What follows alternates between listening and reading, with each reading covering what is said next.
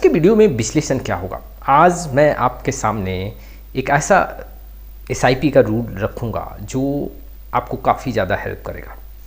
8-4-3 यहाँ पे mutual fund SIP का एक ऐसा स्ट्रैटेजी है, एक ऐसा रूल है जो आपको फंड को काफ़ी ग्रो करने में हेल्प करता है। ये स्ट्रैटेजी जो है वो आपको समझाएगा कि वाकई में पैसा कहाँ बनता है।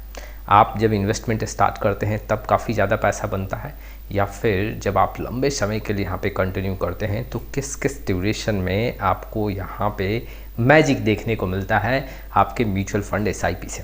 8-4-3 के रूल को समझाने से पहले इन्वेस्टर को मैं बता दूं, ये रूल वैसे इन्वेस्टर के लिए है जो काफ़ी लंबे समय के लिए म्यूचुअल फंड में पार्टिसिपेट कर सकते हैं। चलिए शुरुआत करते हैं। लेकिन आप में से बहुत ऐसे इन्वेस्टर हैं जिनको पोर्टफोलियो रिव्यू और डिज़ाइन को लेकर प्रॉब्लम है। डिस्क्रिप्शन बॉक्स में आई डिटेल चेक करें और व्हाट्सअप नंबर के थ्रू हमारे साथ जुड़ सकते हैं। 8-4-3 के रूल को समझने से पहले देखो ये समझना पड़ेगा, जो ये 8, 4 और 3 है ये टोटल 15 यहाँ पे देखने को मिलते हैं, और ये 15 साल के जर्नी का एक डिसिप्लिन है। जी हाँ, अगर आप इसको फॉलो करते हो तो आपको म्यूचुअल फंड एसआईपी में काफ़ी ज़्यादा पैसा बनता हुआ देखने को मिलेगा। सबसे पहले 8 को समझते हैं। देखो, जो भी इन्वेस्टर लंबे समय के लिए म्यूचुअल फंड में इन्वेस्टमेंट करते हैं, शुरुआत के 8 साल में वो एक बहुत बड़ा बेस तैयार करते हैं। बहुत ऐसे इन्वेस्टर हैं शुरुआत के 1 साल, 2 साल, 3 साल पैसा इन्वेस्ट करते हैं म्यूचुअल फंड एसआईपी के थ्रू, मायूस हो जाते हैं और उनको पैसा नहीं बनता है तो ताबड़तोड़ अपने म्यूचुअल फंड में बदलाव करते हैं या फिर वहाँ एग्जिट कर जाते हैं। देखो, अगर आप यहाँ पे लंबे समय के लिए म्यूचुअल फंड एसआईपी कर रहे हो तो जो शुरुआत के 8 साल है उसमें आपका एक स्ट्रॉन्ग फ्रेम बनता है, और शुरुआत के 8 साल में बहुत बड़े रिटर्न का वहाँ एक्सपेक्टेशन ना रखो। जी हाँ, शुरुआत के जो 8 साल होते हैं उसमें आपको जो है एक काफ़ी अच्छा फ्रेम बनता हुआ देखने को मिलता है, काफ़ी ज़्यादा बेस तैयार होता है, और वही शुरुआत के 8 साल आपको 15वें साल में काफ़ी ज़्यादा पैसा बना के देता है। लेकिन इसी 8 साल के जर्नी में बहुत इन्वेस्टर टूट जाते हैं जो अपना पैसा निकाल लेते हैं और वहाँ पे अपने एसआईपी को ब्रेक कर देते हैं। अब 4 के रूल को समझो।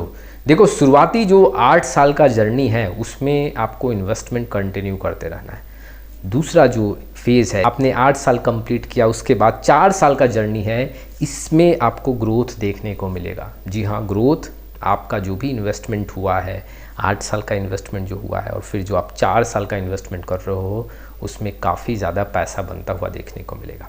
और जो आपने 8 साल इन्वेस्टमेंट किया उस 8 साल में जितना ग्रोथ आपको नहीं देखने को मिलेगा वो अब 4 साल में आपको ग्रोथ देखने को मिलेगा। और इसी 8 साल में जो इन्वेस्टर टिके रह गए वो अगले 4 साल में काफ़ी बड़ा वहाँ पे पैसा तैयार कर लेते हैं। तो दूसरा जो फेज़ है वो ग्रोथ फेज़ है। उस 4 साल के जर्नी में आपको एनी हाउ वहाँ पे इन्वेस्टमेंट को जारी रखना है और वहाँ पे ही सबसे ज़्यादा आपका पैसा बनता हुआ देखने को मिलेगा। और यही 4 साल में जो पहले 8 साल है उसका भी इफ़ेक्ट आपको देखने को मिलेगा। तो ये 4 साल में ही आपको यहाँ पे बहुत बड़ा चेंजेस होता हुआ देखने को मिलेगा। अब तीसरे फेज में जाते हैं। जी हाँ, 8-4 को तो हम समझ गए। तीसरा जो फेज है, जी हाँ, जो थर्ड यहाँ पे रूल है, इसमें जो है आपके म्यूचुअल फंड में एक बहुत बड़ा मैजिक देखने को मिलता है। मैजिक, आपने ग्रोथ का फेज़ देखा, इस फेज़ में आपका पैसा इतना तेज़ी से बढ़ेगा कि आप सोच भी नहीं सकते हो। जो पहले 8 साल में आपको पैसा नहीं बना वो लास्ट के 3 साल में आपको काफ़ी छोटे छोटे ड्यूरेशन में बहुत ज़्यादा पैसा बनता हुआ देखने को मिलेगा। आप कह सकते हो कि यहाँ पे आपके एसआईपी का पूरा मैजिक रिटर्न देखने को मिलेगा। ऐसा मैजिक फेज है जहाँ पे आपका रिटर्न पे रिटर्न देखने को मिलता है, कंपाउंडिंग पे कंपाउंडिंग बनता है। यहाँ पे काफ़ी तेज़ी से आपका प्रॉफिट ग्रो होता है और काफ़ी तेज़ी से आपके रिटर्न का परसेंटेज भी यहाँ पे इंक्रीज़ होता है। तो ये 8-4-3 का पूरा रूल तो आप समझ गए। पहले 8 साल, जी हाँ, आपको अपने एसआईपी में बेस बनाना है। यहाँ पे दूसरा जो फेज है 4 साल, इसमें आपका रिटर्न काफ़ी ज़्यादा ग्रो होगा। और तीसरा जो फेज है 3 साल, इसमें आपका यहाँ पे मैजिक वाला रिटर्न देखने को मिलेगा, कंपाउंडिंग से कंपाउंडिंग बनता हुआ देखने को मिलेगा। तो टोटल 15 साल हो गए। इस 15 साल के जर्नी में अगर आप काफ़ी धैर्य शक्ति से इन्वेस्टमेंट करोगे तो एग्जैक्टली एसआईपी में काफ़ी ज़्यादा पैसा बना पाओगे। चलिए मैं कुछ एग्जाम्पल आपके सामने रखता हूँ। 10,000 का आपका एसआईपी है, 12% का रिटर्न देखने को मिलता है। 15 साल का जो है वो इन्वेस्टमेंट जर्नी है। आप अगर इसको 8, 4 और 3 को ऐड करोगे तो वो करीबन 15 के आसपास आपको देखने को मिलेगा। फर्स्ट फेज जो फर्स्ट 8 साल का है उसमें टोटल जो इन्वेस्टमेंट होता है 10,000 के SIP के साथ वो 9,60,000 के आसपास देखने को मिलता है, और वहाँ पे अप्रोक्स जो वैल्यू इंड में देखने को मिलता है वो 15 से 16 लाख देखने को मिलता है। तो अगर आप देखोगे तो काफ़ी कम ग्रोथ हुआ है, काफ़ी स्लो ग्रोथ हुआ है। आपने करीबन 10 लाख रुपए इन्वेस्ट किया और इंड में आपको 15 से 16 लाख रुपए ही देखने को मिले। यहाँ पे 5 लाख रुपए का आपको ग्रोथ देखने को मिल रहा है। ठीक दूसरे फेज में जब हम आते हैं, जी हाँ, नेक्स्ट 4 ईयर की बात करते हैं, यहाँ पे टोटल जो इन्वेस्टमेंट होता है वो करीबन 4.8 लाख, मीन्स कि 4,80,000 के करीब में, और यहाँ पे जो वैल्यू देखने को मिलता है अप्रोक्स 30 लाख का वैल्यू देखने को मिलता है। तो अगर आप देखोगे तो जो फर्स्ट 8 साल है उसमें 5 लाख का ग्रोथ देखने को मिला।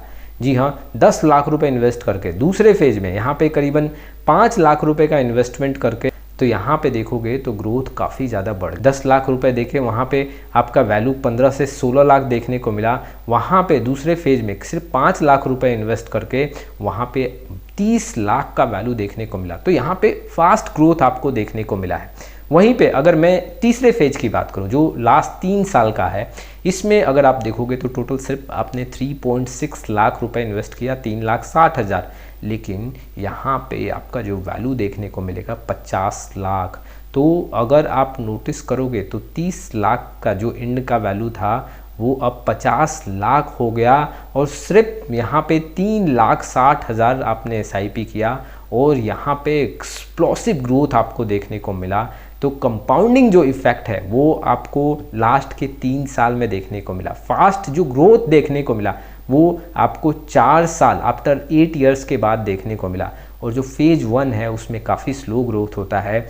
और ये जो फेज 1 है, इसी फेज में इन्वेस्टर अपने SIP को ब्रेक कर देते हैं, पैसा निकाल लेते हैं, अपना पूरा वहाँ पे डिसिप्लिन ब्रेक कर देते हैं। इसीलिए अधिकतर इन्वेस्टर को वहाँ फास्ट ग्रोथ का फेज देखने को नहीं मिलता, वहाँ पे मैजिक ग्रोथ का फेज देखने को नहीं मिलता। वो अपने SIP को ब्रेक करके इस फेज से काफ़ी दूर रहते हैं और काफ़ी अच्छा रिटर्न उनको अचीव नहीं होता है। तो इस 8-4-3 के रूल को समझो और वाकई में आप अपने म्यूचुअल फंड SIP में अप्लाई करो। ये आपको काफ़ी बड़ा मूवमेंट दे सकता है। लास्ट के जो 3 साल है वो आपको मैजिक रिटर्न देके जाएगा और यहीं से पैसा काफ़ी ज़्यादा बनता है। तो आपका क्या राय है इस वीडियो को लेके कमेंट बॉक्स में ज़रूर आएँ।